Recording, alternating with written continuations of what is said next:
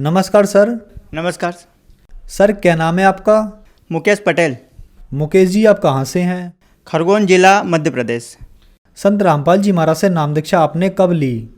Sir संत रामपाल जी महाराज जी से नाम दीक्षा सन 2013 15 जून को ली।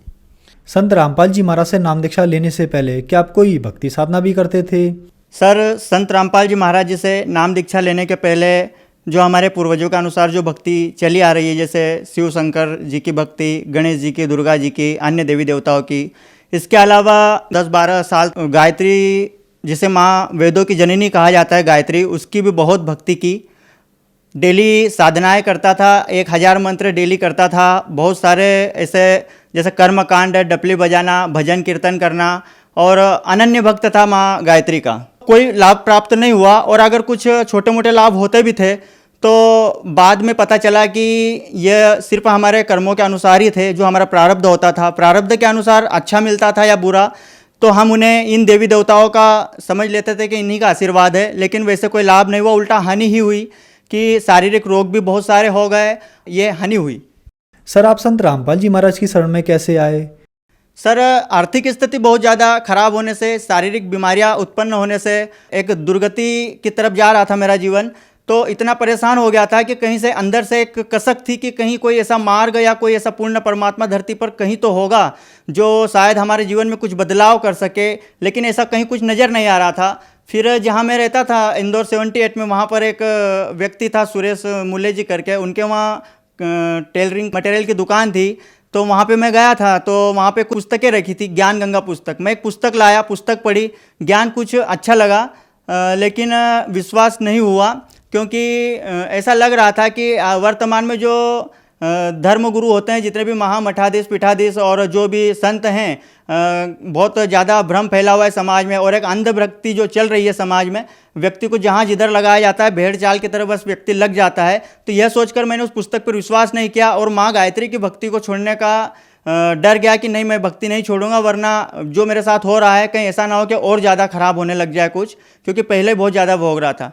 तो उस चक्कर में मैं उस पुस्तक को मैंने पढ़ा नहीं, ऊपर टान पे फेंक दिया। फिर 2-4-6 रोज बाद एक ऐसा हादसा हुआ कि मुझे स्वप्न आया। स्वप्न में वही पुस्तक में जो फ्रंट पेज पर जो संत रामपाल जी महाराज का फ़ोटो था, और वही फ़ोटो में जो संत रामपाल जी महाराज को मैंने देखा था, वही स्वप्न में आए, और उन्होंने कहा कि बेटा उस पुस्तक को पढ़, वही तत्व ज्ञान है जिस तत्व ज्ञान की तुझे तलाश है। फिर मैंने उस पुस्तक को अच्छे से पढ़ा, पूरे से रीड करके, और एक निष्कर्ष निकला कि यही पूर्ण परमात्मा है, संत रामपाल जी महाराज ही पूर्ण परमात्मा है, जो कबीर साहब के स्वरूप हैं।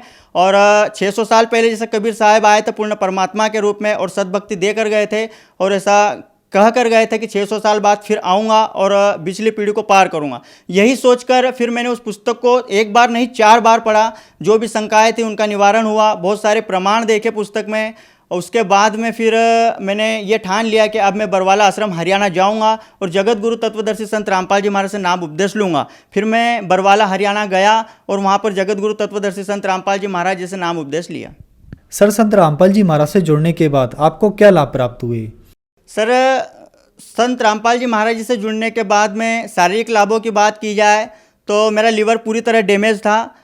डॉक्टरों ने भी जवाब दे दिया था कि आपके लीवर पूरी तरह डैमेज हो चुका है। आप क्या करते थे, खाना खाते थे या नहीं खाते थे? बहुत बुरी हालत थी, और आंखें पीली रहती थी, जॉइंटिस इतना हो जाता था, कभी 4-8-15 रोज में ठीक भी हो जाता था, फिर हो जाता था। मतलब दर्द की गोलियां इतना खाता था, हाथ पांव बहुत ज़्यादा दर्द करते थे, और धात रोग हो गया था। सब दूर आयुर्वेदिक जड़ी बूटियाँ भी खा ली, मेडिसिन इलाज करवा लिया, होम्योपैथिक इलाज करवा लिया, मतलब एलोपैथी भी सब कुछ करवा लिया, झाड़ फूँक भी करवा लिया, लेकिन मेरा वो धात का रोग ठीक नहीं हो रहा था। और शरीर इतना कमज़ोर हो गया था, इतना मतलब इतनी वीकनेस आ गई थी कि नींद भी नहीं आती थी ठीक से। और ये तो हुआ शारीरिक लाभ, जो कि संत रामपाल जी महाराज जी से नाम दीक्षा लेने के बाद पूरी तरह स्वस्थ हो गया। जितने भी रोग थे उनको पूरी तरह से निवारण हो गया।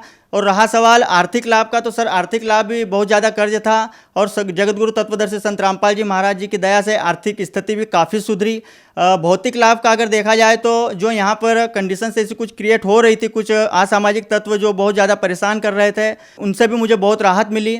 और अगर आध्यात्मिक दृष्टि से देखा जाए तो इस दास को बहुत बड़ा एक लाभ ये हुआ है कि जिस तत्व ज्ञान की मुझे तलाश थी, जिस तत्वदर्शी संत की मुझे तलाश थी, जिस सदगुरु की तलाश थी, वो सदगुरु मुझे संत रामपाल जी महाराज जी के रूप में मिल गया। और जो पूर्ण परमात्मा जिसकी पहचान मैं नहीं कर पा रहा था कि आखिर पूर्ण परमात्मा कौन है, जिस निराकार को मैं पूर्ण परमात्मा मानकर चल रहा था, जिस निराकार शक्ति को ही सब कुछ मानकर चल रहा था कि बस ये प्रकाश स्वरूप, ये जो तेज पुंज और ये जो एक प्रकाश स्वरूप जो शक्ति है वही निराकार और वही पूर्ण परमात्मा है, तो वो मेरा भ्रम टूटा। समझ में आया कि परमात्मा निराकार नहीं है, परमात्मा साकार है, सशरीर है, मनुष्य की तरह है।